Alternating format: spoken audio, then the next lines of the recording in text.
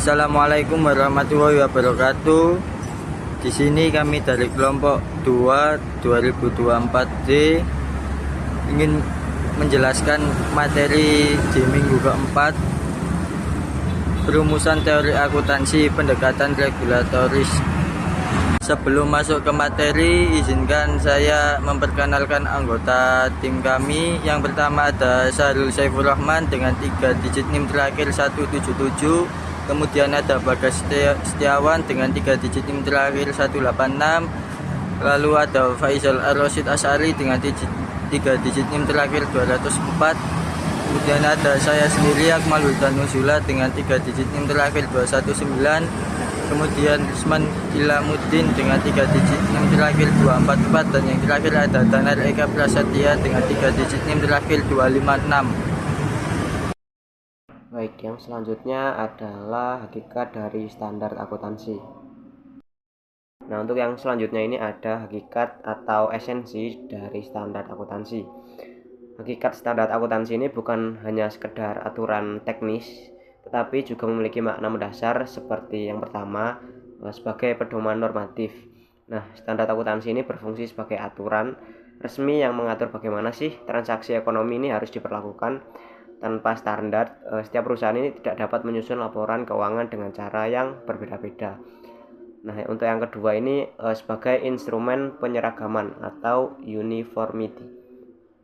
Hakikat penting standar adalah menciptakan keseragaman dalam pelaporan keuangan sehingga laporan antara perusahaan ini dapat dibandingkan atau di-compare. Nah, untuk yang ketiga ada sebagai sarana mewujudkan kualitas informasi. Nah, untuk standar akuntansi ini memastikan bahwa laporan keuangan ini memiliki karakteristik kualitatif seperti relevan, reliable, dapat dibandingkan, dan juga dapat dipahami. Dan untuk yang keempat ini sebagai bentuk akuntabilitas dan juga transparansi.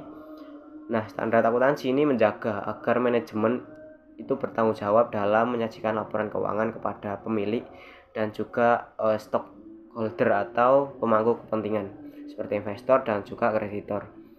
Dan untuk yang terakhir ada sebagai alat regulasi ekonomi. Nah, standar akuntansi ini membantu menjaga stabilitas sistem ekonomi dan juga pasar modal karena informasi yang disajikan ini menjadi lebih kredibel atau terpercaya. Seperti itu. Nah, standar akuntansi ini apa sih? Nah, jadi standar akuntansi adalah seperangkat prinsip, prosedur, dan juga metode yang dijadikan pedoman dalam proses pengakuan, pengukuran, pencatatan, penyajian, dan pengungkapan informasi keuangan di dalam laporan keuangan. Nah, untuk di Indonesia sendiri, standar akuntansi ini ditetapkan oleh Ikatan Akuntan Indonesia atau IAI melalui Dewan Standar Akuntansi Keuangan dalam bentuk Standar Akuntansi Keuangan atau biasa disebut dengan SAK.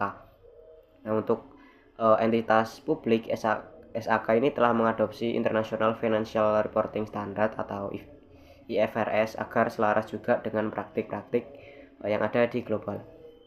Baik, yang selanjutnya adalah pentingnya ketepatan dalam menjelaskan hakikat. Ketepatan dalam menjelaskan hakikat standar akuntansi berarti yang pertama, tidak hanya menyebutkan definisi tetapi memahami esensinya. Yang kedua, menjelaskan fungsi dan perannya dalam sistem pelaporan keuangan.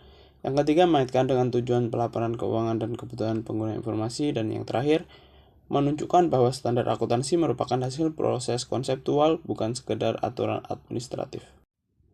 Kemudian contoh penerapan hakikat standar. Misalnya dalam pengakuan pendapatan.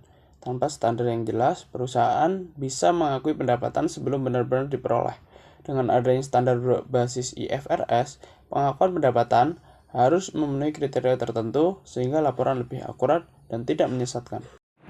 Baik, selanjutnya masuk ke tujuan dari penetapan standar akuntansi. Nah, jadi penetapan standar akuntansi ini memiliki beberapa tujuan.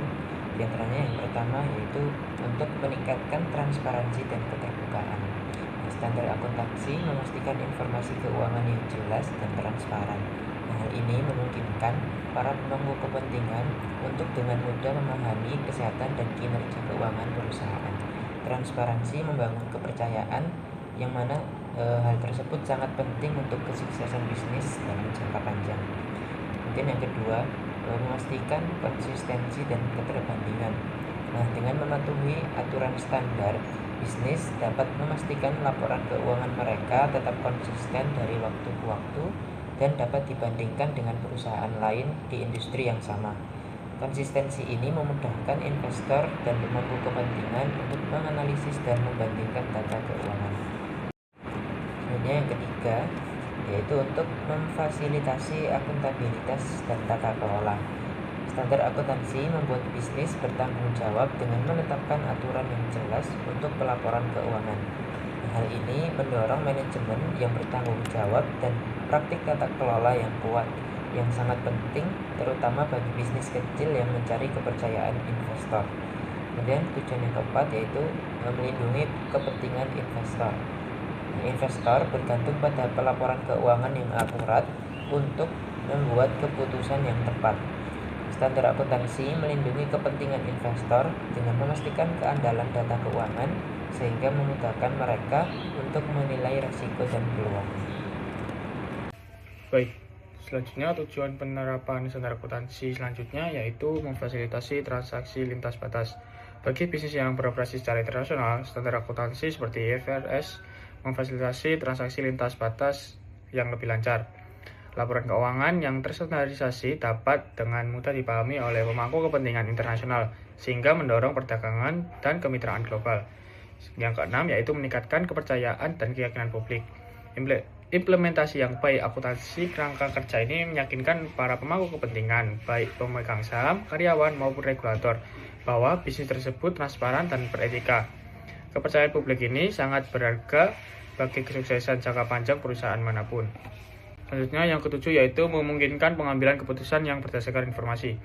Investor, kreditor, dan pemangku kepentingan lainnya bergantung pada laporan keuangan untuk mengambil keputusan. Pelaporan yang jelas dan terstandarisasi memungkinkan mereka untuk menilai risiko, peluang, dan kinerja akurat. Selanjutnya yang terakhir, yang kedelapan, yaitu kepatuhan hukum dan peraturan. Sebagian besar pemerintah mewajibkan bisnis untuk mengikuti standar akuntansi. Kepatuhan membantu menghindari denda, sanksi, atau masalah hukum, memastikan bisnis beroperasi dengan lancar dan sesuai hukum. Nah, jadi kesimpulannya pada materi kali ini yaitu standar akuntansi itu pada dasarnya merupakan pedoman normatif yang mengatur pengakuan, pengukuran, pencatatan, penyelesaian, dan pengungkapan laporan keuangan agar tercipta keseragaman, transparansi, dan kualitas informasi yang relevan.